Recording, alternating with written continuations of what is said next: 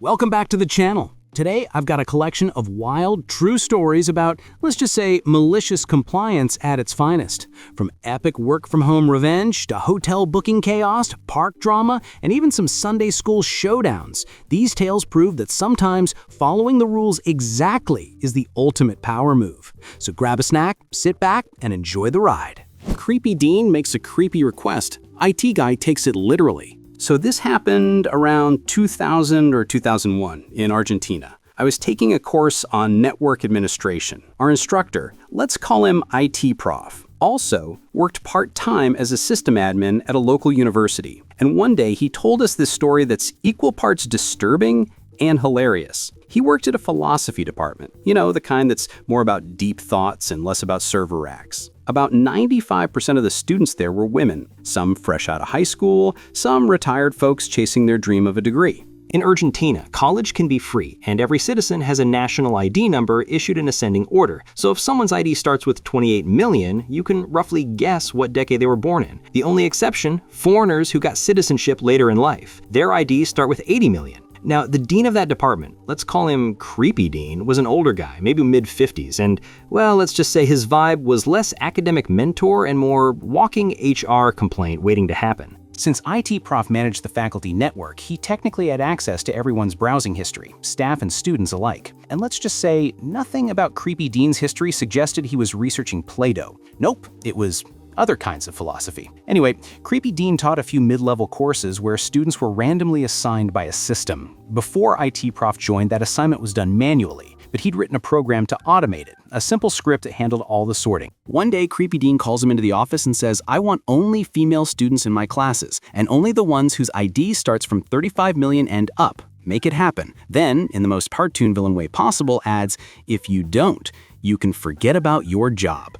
IT Prof immediately realized what that meant. IDs above 35 million, that's roughly women aged around 21 or younger. So the dean wasn't looking for students. He wanted a visually pleasing audience. Gross. And back then, that kind of behavior wasn't exactly career-ending, but it definitely would have gotten side eyes from the university board if anyone found out. So IT Prof decided to do exactly what he was told, to the letter. So IT Prof went back to his office, opened up the course assignment program, and started tweaking a few lines of code. He thought, all right, you want only female students with IDs starting from 35 million and up? Sure thing, boss. And he did exactly that, with just one tiny little interpretation twist. You see, the only people in the system whose IDs started above 80 million were foreign-born women who'd gotten citizenship later in life, basically retirees going back to school for fun. So he assigned every single one of them to Creepy Dean's classes. When the new semester started, the dean walked into the classroom ready for his ideal audience. But instead of a group of 20-year-olds, he found himself face-to-face with a room full of very polite, very senior ladies, the kind who probably brought homemade cookies to class and called everyone sweetheart. Let's just say his expression went from smug to 404 error, expectation not found. He completely lost it, stormed down to IT Prof's office, red in the face, and yelled something like, "What did you do?" And IT Prof, perfectly calm, said, "I just did exactly what you asked. Only female students, IDs starting from 35 million and up." Then he added, "Of course, it was a weird request, but I'm sure the university board would love to know why you made it." Silence. Just pure, uncomfortable silence. A couple months later, Creepy Dean was suddenly no longer the dean. No one ever confirmed the official reason, but word around campus was that his unusual interests finally caught up to him. IT Pro never got in trouble. He technically followed orders to the letter, and as he told us this story in class, he just shrugged and said, "Sometimes the best revenge is just doing your job exactly as described." You want me to wait until the last minute to book the hotel? Sure, deal. I work remotely for a small company with about 100 employees. According to my contract, I have to go into the office 4 times a year for a week. Last time I was there was in November. The contract clearly states that the company covers 100% of travel expenses, hotel, flights, or gas. Usually, these trips are completely uneventful. It's a medium-sized town somewhere in the Midwest. Not much to do there, really. A few months before my November trip, we had a financial audit. The auditors pointed out a lack of control over purchases. Before, it was simple. Every manager had a corporate card with a $1,500 limit. As long as your purchase stayed under that limit, no expense requests were needed. After the audit, accounting decided to implement a full expense request system. From that moment, it didn't matter what you wanted to buy, why, or when. Without an approved request, no transaction could happen. And of course, this improvement landed right at the beginning of October when I tried to book a hotel for my November week. Normally, I pick my own travel dates, but this time I was asked to come that specific week. We were kicking off the strategic planning process, and the COO and CFO needed me on site. I submitted my hotel request and got radio silence. Weeks passed, and I forgot about it. Then mid-October, I remembered, crap, I never booked the hotel. The cost for 4 nights was about $550 when I first looked. Now, mid-October, it had jumped to $700. I Googled and saw why. That week, there was a concert in town, and right after, a big university sports event. I emailed accounting, politely explaining, need to book ASAP, prices are going up and rooms are filling fast. I got a short corporate reply, everyone has priorities, your request will be reviewed when we get to it. Fine, I waited. Check prices every couple of days, still climbing. Sent weekly reminders, still ignored. A week before the trip, I emailed accounting and CC'd the CFO. If I don't book today, there won't be any rooms and I won't be able to attend strategic planning meetings. About half an hour later, I got a reply, you were authorized to book a hotel room for 4 nights. Great, book it. The same room that was $550 was now $1,200. I booked it and moved on, not thinking twice. Last week, I finally went through the expense reports, uploaded the receipts, and submitted my report, including the $1,200 hotel. Today, the CFO called, yelling, "Where did you stay for that much money? What were you thinking?" I calmly forwarded him the original approval request and all warning emails about the rising prices. As he read the chain, silence fell over the line. Then he muttered, "Holy smokes," and hung up. By the end of the day, all management received an email. The expense request system is temporarily disabled until they figure out a proper workflow. My mom used to say, if something bothers you, go complain to TV. Well, turns out she actually did. I even have the video to prove it. My mom was one of those truly inspiring people. Her favorite phrase was, "Why say bleeding when you can say hemorrhaging?" She never did anything halfway. It was all or nothing. Even homework. It asked for a little help and boom, you're stuck up till 3 a.m. on a school night adding footnotes, diagrams, and citations to a 5th grade project. By the time morning came, you basically had a PhD dissertation, while your classmates turned in something scribbled in crayon and still got A's. She rarely got angry, but when she did, oh boy, that righteous fury was legendary. And one of her favorite stories to tell was about a certain malicious compliance moment. Turns out, I found the original video proof recently. So yeah, grab your popcorn, internet, this one's wild. One day I found a dagger in my brother's room. Not a kitchen knife, a full-on decorative fantasy dagger, sharp enough to make any elf blacksmith proud. We were definitely too young for that kind of cosplay level danger. My brother was only 11. Mom walked in right as I was holding it. Naturally, being the loyal little brother I was, I immediately threw him under the metaphorical bus. He wasn't home, so Mom began the great raid. She found more daggers. Several, actually, laid them out on the table like some kind of evidence board and started gearing up for what we'll politely call the parenting apocalypse. When my brother came home, he froze in the doorway, his face went full Windows error screen. Mom calmly asked where the shiny, stabby things came from. It was the late 90s. My brother was obsessed with Magic the Gathering. The store where he bought his cards was just down the street. He hung out there all the time, buying booster boxes like a tiny stockbroker, and the staff knew him well. Well enough to know he was very much not 18. And yet, they sold him those daggers. No questions asked. Mom was stunned. 5 minutes later, we were in the car heading to the shop. So Mom drags my brother into the store, slams the daggers down on the counter in front of the owner, a woman who clearly had no idea what storm she was about to summon. Mom says, "You sold these to my underage son." The lady just shrugs and goes, "Uh-huh, and?" Mom blinks. "And he's 11. You're not supposed to sell this kind of stuff to minors." The lady rolls her eyes. "Yeah, whatever. Maybe teach your kid better, huh?"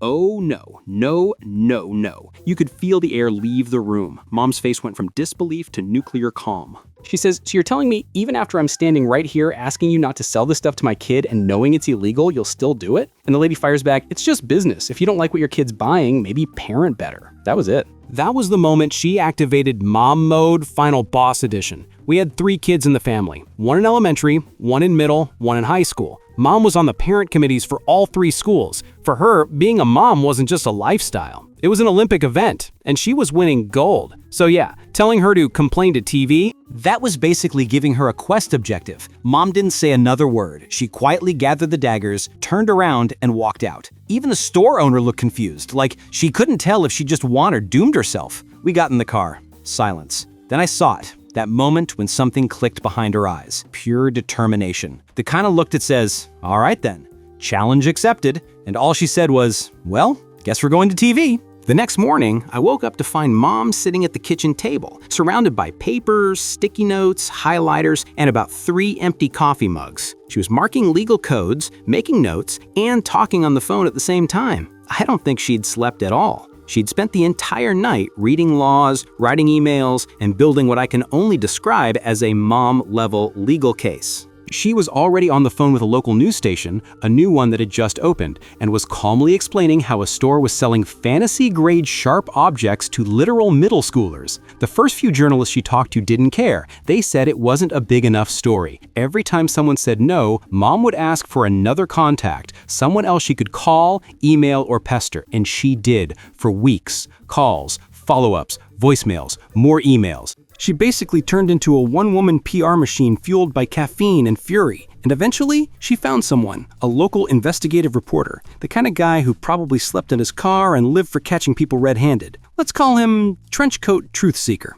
He agreed to help. Together, they hatched a plan. They'd send my brother back into the store undercover, wearing a hidden camera to see if the staff would sell him something even bigger. And yes, looking back, I realized how absolutely bonkers that sounds. They met him near the shop, handed him about $120 in cash, and told him, buy the biggest sort you can find. They wired him up with a tiny mic and a spy cam, probably from some Radio Shack clearance bin. Then he walked in and walked out a few minutes later holding a full-size sword. The clerk even laughed and said, just don't go slicing anyone, haha. Spoiler, they didn't ask for any ID. Not even a how old are you, kid? So the reporter shows up the next day with the footage and decides to confront the store owner on camera. She starts pulling the same nonsense as before, saying it was all just a joke, that selling dangerous stuff to kids was no big deal. Mom was right there with him, standing outside the store. You could see the owner's face go from smug to full, oh no, what have I done mode, as the camera light turned on. And instead of apologizing, she doubled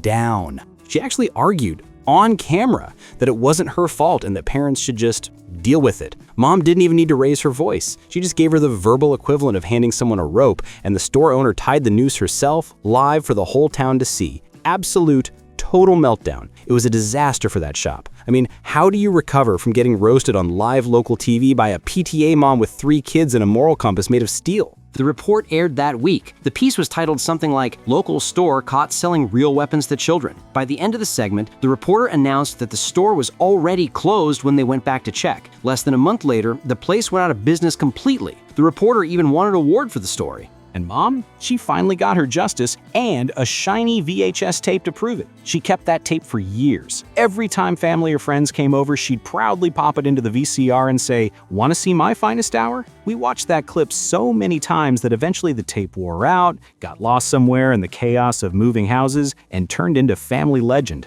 But guess what? I found it again. And I know, without a doubt, Mom would have wanted everyone to see it. Let's call the park staff, okay? Deal. This one happened on July 4th weekend. I have a spot in a small, quiet, gated campground with a lake, pools, a restaurant, and other amenities. I love it because my kid can just be a kid, running around, playing until dinner like I did as a child. Our campsite has a small, dead-end lawn where kids play and adults run cornhole and other games. That day, the park was packed. Many guests brought visitors. One guest parked right at the edge of our lawn. My kid and another boy were playing ball and someone missed. The ball hit the parked car. The car owner immediately freaked out and started yelling at the kids. Another parent and I stepped in to defuse things. Of course, if there were real damage, we'd pay. These were our kids. But this guy started claiming dents, massive scratches, and windshield cracks, all apparently caused by the ball. I tried to stay calm, but when he started blaming my kid for pre-existing damage, patience vanished. Then he said the magic phrase, "If we're not gonna pay, I'm calling park security." I smiled and said, "Great, go ahead and call them." The park staff came, inspected, and, unsurprisingly, declared that the car was parked in a no parking zone. Even better, the owner admitted the car had been there for 2 days, so the staff issued a hefty fine and ordered him to move it immediately. The staff said if you'd parked in a proper spot, none of this would have happened. The guy turned red, muttered nothing, and silently moved his car. We didn't see or hear from him for the rest of the weekend.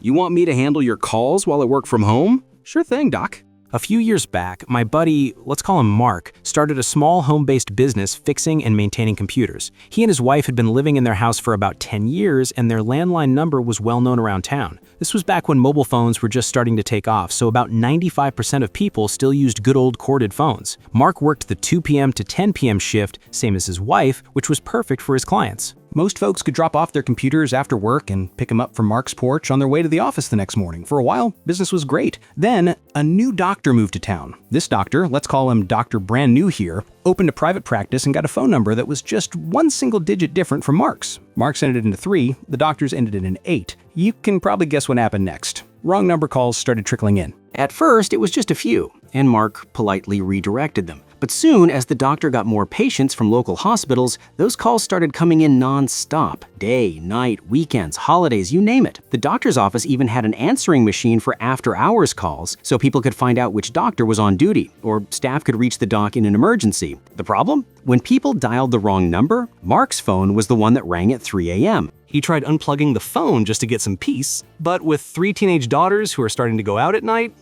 that wasn't exactly a stress-free solution. So Mark finally called the doctor's office and politely explained the issue. He asked them to please change their number. His was the older one, and it was hurting his business. It made total sense. He'd had the number for years, and it was only fair that the new guy should be the one to adapt. The doctor, however, wasn't having it. He basically said, "Nope, not changing anything. I already printed my business cards, flyers, and letterheads, plus I'd have to update hospitals, licensing boards, insurance providers, and my patients. Too much hassle. Just deal with it. I'm sure the calls will stop soon. Good luck." Mark paused for a moment and said cheerfully, "Well, all right then. I'll do my best to handle it." And oh boy, he did. From that moment on, Mark personally answered every wrong number call, and he went all in. Someone calls, "I need to see the doctor right away," coughing badly after smoking. Mark, "Okay, I'm not a doctor, but your temperature is 37 degrees Celsius, suspicious, coming after lunch." Another call, "We just moved. We have 5 kids and need checkups for school next week." "Perfect.